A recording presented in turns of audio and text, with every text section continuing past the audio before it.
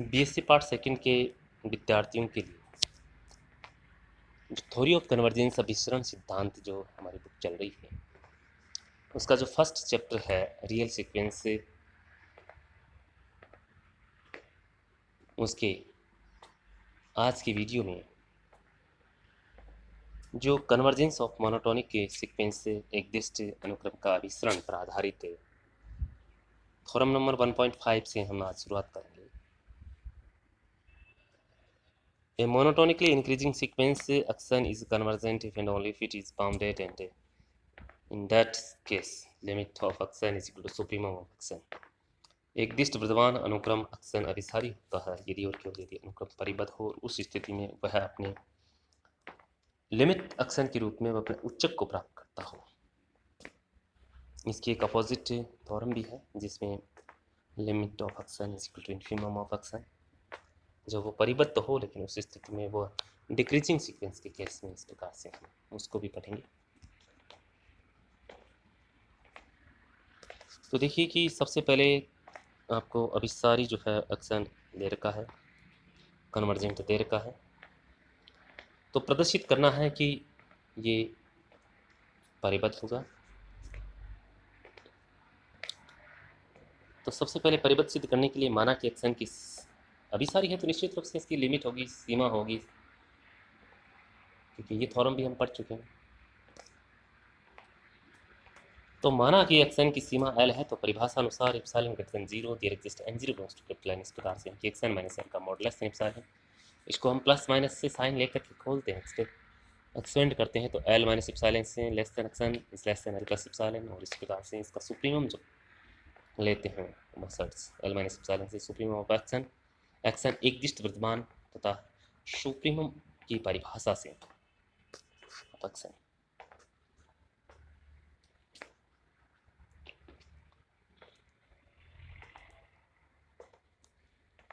जैसे ही अक्सन के super value पर उसकी मान देखिए, पहले लाइन में जब लिखा है L minus epsilon less than auction is less then, लेकिन जैसे ही अक्सन पर सुपर अक्सन की बहुत सारी वैल्यूज होगी और अक्सन ओवरऑल पूरा अक्सन जो है वो lies between L minus epsilon से एल प्लस एप्सिलॉन के बिटवीन ही एग्जिस्ट करता है। लेकिन जैसे ही मैं अक्सन की सुपर वैल्यू को अगर कंसिडर करता हूँ तो वो कहीं ना कहीं उसके lowest values L minus epsilon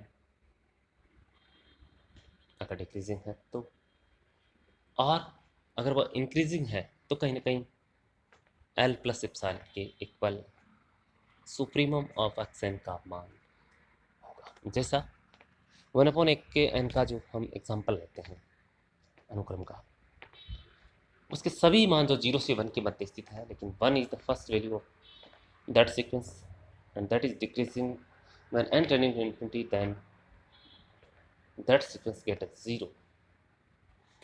तो कहने का मतलब है कि वो शून्य उसका लोवेस्ट वैल्यू है, लेकिन जैसे ही मैं इस अक्सन पर 1/n वाला जो अनुक्रम है उस पर हम जानते हैं कि इसकी अक्सन की सारी वैल्यू 0 से 1 के मध्य स्थित है। जब तक उस पर सुपर शब्द नहीं लिखा हुआ है तब तक वो 1 को कंसिडर करे, 1 के अलावा किसी वैल्यू को भी कंसिडर कर सकता है, 0 से 1 के बीच में अनंत मान है। बट जैसे ही मैं उस अक्सन पर अगर सुप्रीमम लगा देता हूँ तो it means it is necessarily that is consider to 1। उस स्थिति में वो 1 को कंसिडर करेगा और 1 is the largest value super value of that sequence. तो उस स्थिति में कहीं ना कहीं या तो वह अपने लोअर वैल्यू के रूप में अपने उच्चतम मान को करे, या फिर कहीं ना कहीं अपने जो है ऊपरी मान के रूप में इन्फीमम लूँगा तो लोअर वैल्यू को, और सुप्रीमम लूँगा तो अपने अपर वैल्यूज को वो कंसिडर करेगा। तो यहाँ पर बराबर का साइन आ जाएगा, एल माइनस एप्सिलॉन से less than equal supremum of action is less than equal L plus epsilon. Supremum तो इसको आप वापस मैथमेटिकल रूप में व्यक्त करें तो सुप्रीमम ऑफ एक्सन माइनस से एल का mod less than epsilon for epsilon greater than 0 के लिए सही है, तो supremum of x n equal to L. फलतः limit x n supremum of x n माना अनुक्रम एक्सन परिबद्ध है, एक दिष्ट वर्तमान है, तो ये प्रदर्शित करेंगे कि एक्सन अभिसारी होगा। एक्सन एक दिष्ट वर्तमान तथा परिबद्ध है, तो monotonically increasing and bounded x1 is less than equal x2 is less than equal to plus 1 xn। Obviously action नीचे की ओर x1 से परिबद्ध है, माना इसका उच्चक जो है m है तथा m is equal to supremum of xn। तो epsilon greater than 0, n0 belongs to capital N such that xn0 is greater than m minus epsilon, चूंकि अनुक्रम एक दिष्ट परिमाण है n greater than n0, xn is greater than xn0 is greater than m minus epsilon, xn is greater than m minus epsilon. m अनुक्रम की ऊपरी परिबंध भी है, तो समीकरण 2 से xn is less than m is less than m plus epsilon, xn is always less than m plus epsilon.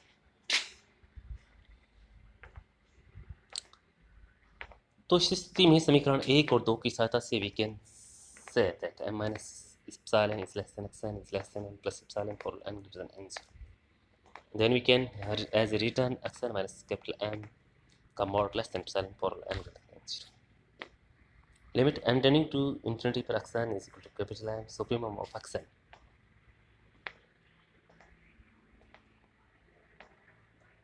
xn इसके उच्चक को अभिसृत होता है, xn इसके उच्चक को अभिसृत होता है, अर्थात limit m tending to infinity पर xn सुप्रीमम ऑफ xn.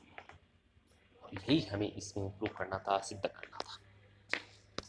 तो बहुत अच्छी थ्योरम है कन्वर्जेंस ऑफ मोनोटोनिक सीक्वेंस के रूप में कि कोई भी एक दिष्ट वर्तमान अनुक्रम अगर अभिसारी है तो अनुक्रम परिबद्ध होने पर, बाउंडेड होने पर, उस स्थिति में ही अपने एक्शन के रूप में वह सुप्रीमियम मान को ग्रहण करेगा.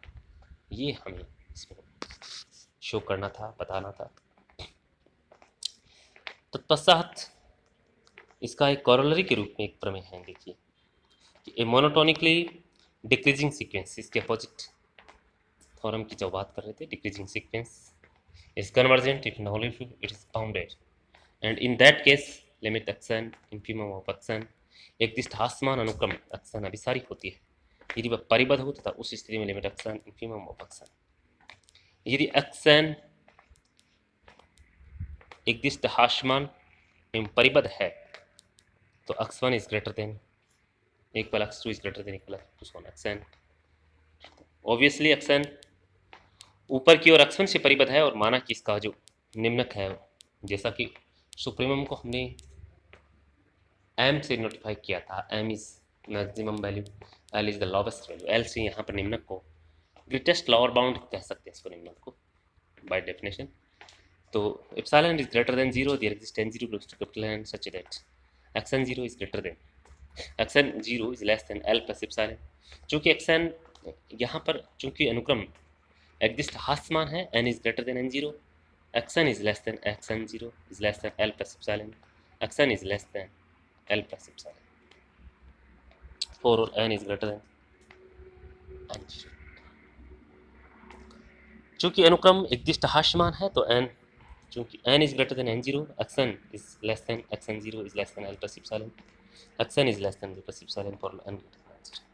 l अनुक्रम एक्शन का निम्न परिबंध भी है, l is less than equal xn for n, l minus epsilon is less than l is less than equal xn. ABC l minus epsilon is less than xn is less than l plus epsilon, so we can say written this is equal to xn minus capital L का mod less than epsilon, अर्थात limit xn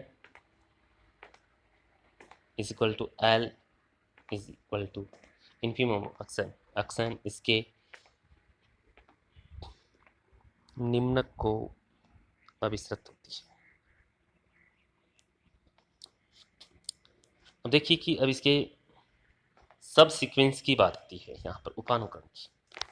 मान लो कि अनुक्रम xn है और vn प्राकृत संख्याओं का निरंतर वर्तमान अनुक्रम है, तो x dash is equal to x vn. ये कंपोजिट सीक्वेंस के रूप में, कंपोजिट फंक्शन के रूप में हम इसको लिख रहे हैं, जैसे g ऑफ f के रूप में xv1 xv2 up to so on xvn. ये अनुक्रम का उपानुक्रम कहलाती है. इस प्रकार से यदि फलन xn is equal to xn vn से n में vn is equal to vn जो कि निरंतर वर्तमान है, तो इनका संयुक्त फलन कंपोजिट फंक्शन xvn से r में xvn अनुक्रम xn का उपानुक्रम समझा जाता है.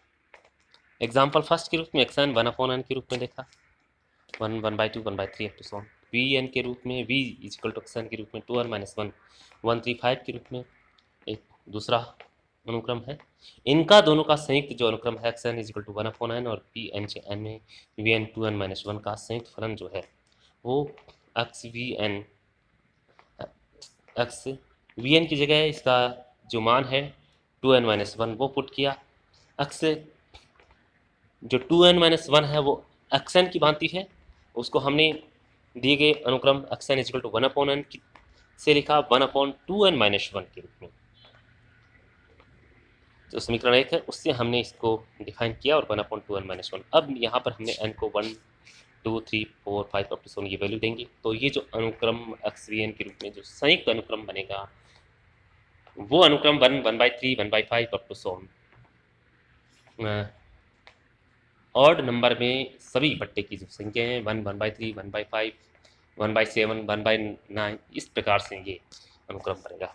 और ये अनुक्रम ऑब्वियसली वन और इक्वेशन नंबर 1 और इक्वेशन नंबर 3 को हम देखें तो ये सारे के सारे इक्वेशन 3 के जो पॉइंट है या यूँ कह सकते हैं इस अनुक्रम के जो एलिमेंट्स हैं या इसके जो सदस्य हैं वो सभी के सभी इक्वेशन नंबर 1 में मौजूद है, क्योंकि इक्वेशन 1 में तो ऑड और इवन सारे हैं, इसमें केवल ऑड बट्टे की संख्या है, तो ऑब्वियसली अनुक्रम 3 जो है 1 की उपानुक्रम है। मान लो अनुक्रम x is equal to xn जहाँ xn इज इक्वल टू की power n upon factorial n vn nv अभाज्य संख्या है तो x dash xvn x2 x3 x4 xn ये 3b इस प्रकार से एक का उपानुक्रम बनते हैं। तो इस प्रकार से आज की जो वीडियो में अभिसरण सिद्धांत का जो आपका फर्स्ट चैप्टर है रियल सीक्वेंस उसकी दो प्रमेय 1.5 और उसकी प्रमेय दोनों ही प्रमेय एग्ज़ाम की दृष्टि से इम्पॉर्टेंट है और एक ये डेफिनेशन भी जनरली आती है उपानुक्रम की परिभाषा और उसका विद एग्जाम्पल आपने डिस्कस किया आज के लिए बस इतना ही। Thank you all of you.